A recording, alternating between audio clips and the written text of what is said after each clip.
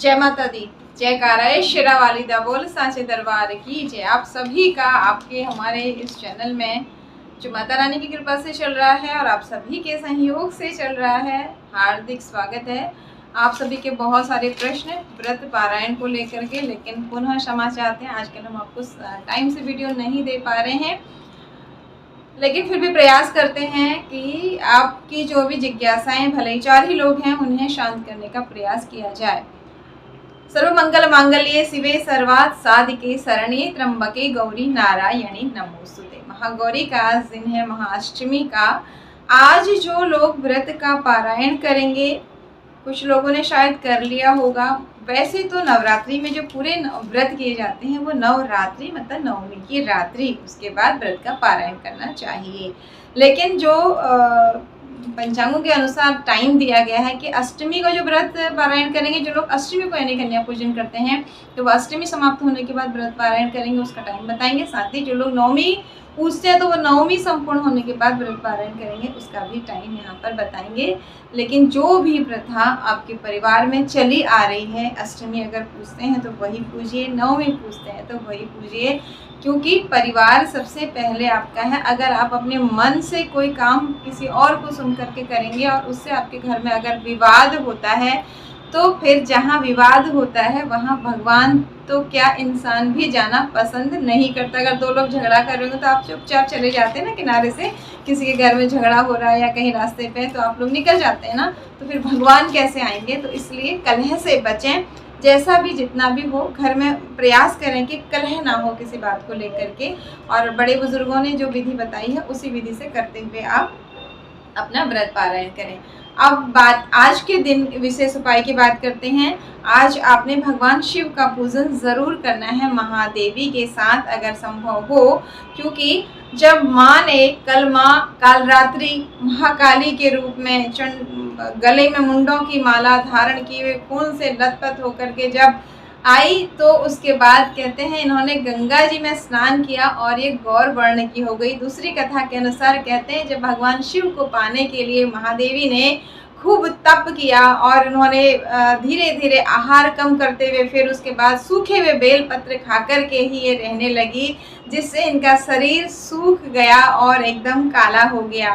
फिर आज के दिन भगवान शिव ने दर्शन दिए और माँ को गंगा जल से स्नान कराया। उसके बाद माँ एकदम ही सुंदर और गौर वर्ण की हो गई। भगवान शिव को पाने की खुशी में गौर वर्ण की हो गई और उस गंगा जल के प्रभाव से गौर वर्ण की हो गई। ऐसी कथाएं आती हैं।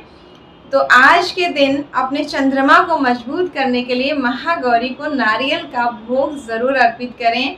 आप कन्याओं का पूजन करने की विधि का हमने एक वीडियो दिया हुआ है, वो आप देख सकते हैं। इसके अलावा अगर आज आप कन्या पूजन कर रहे हैं यानी अष्टमी 8:37 के बाद ही आपको व्रत का पारायण करना चाहिए। कन्याएं खिलाइए, पूजा कीजिए, हवन कीजिए, जो भी आपको करना है कर लीजिए।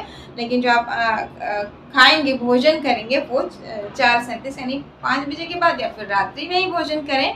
और जो लोग नवमी 9 दिन का व्रत कर रहे हैं, नवमी पूजेंगे, वो लोग नवमी 4 तारीख को दोपहर 2:20 के बाद, चाहे रात्रि में करें, कभी भी करें, व्रत का पारायण करें, लेकिन 2:20 से पहले ना करें। कुछ लोग क्या करते हैं, नवमी लग गई, सुबह जल्दी जल्दी कन्या खिलाई, 9 दिन से भूख लगी और फटाफट भोजन कर लेते हैं, तो नवमी संपूर्ण होने दें। वैसे तो अति उत्तम होता है कि आप नवमी की रात्रि में भी साधना करें और 10वीं में अपना नित्य कर्म करके ज्वारे आदि विसर्जन करके फिर पारायण करें। लेकिन आप ऐसा भी कर सकते हैं, 4 तारीख को 2:20 के बाद भी आप व्रत का पारायण कर सकते हैं। दशहरे की पूजा विधि के साथ फिर आपके साथ उपस्थित होंगे। आशा करते हैं आपने जो प्रश्न पूछे थे कन्या पूजन कब करें, उसकी आपको संतुष्टि मिल गई होगी। हाँ, आज जो करेंगे उनके लिए कोई दिक्कत नहीं, क्योंकि आज राहु काल सुबह समाप्त हो गया। लेकिन मंगलवार के दिन कल को, जो कि 2:20 के बाद व्रत का पारायण है, और वहीं 3:20 लगभग अलग अलग, थोड़ा बहुत अंतर हो जाएगा सूर्योदय के अनुसार से, लेकिन 3:15 के बाद से लेकर के 4:45 के बीच राहु काल रहेगा। तो कल को अपना 9 दिन का व्रत पारायण आप कर रहे हैं तो इस समय का त्याग करें, या इससे पहले व्रत पारायण करें या फिर इसके बाद करें।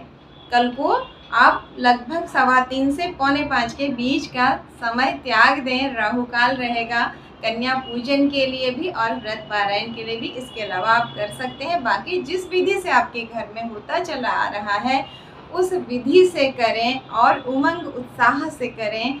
कन्याओं को बहुत प्रेम से बुलाएं, ज़बरदस्ती उन्हें परेशान ना करें। जो चीज़ उन्हें पसंद नहीं है, अगर वो आलता लगवाना चाहती है उनसे पूछें कि आप लगाओगी, तो उन्हें लगाएं। और जो चीज़ उन्हें पसंद नहीं है उसके लिए उन्हें तंग ना करें। जब वो खुश होकर के आपको आशीर्वाद दे करके जय माता दी बोल करके आपके घर से जयकारे लगा करके जाएंगी तो निश्चित रूप से ऊपर बैठी हुई जगत जननी आप पर प्रसन्न होंगी। आपके घर में जो बिटिया है वो छोटी है चाहे बड़ी है, उसका पूजन भी ज़रूर करें। वो भी आपके घर में साक्षात लक्ष्मी रूपा है, क्योंकि बेटियां लक्ष्मी का ही रूप मानी जाती हैं।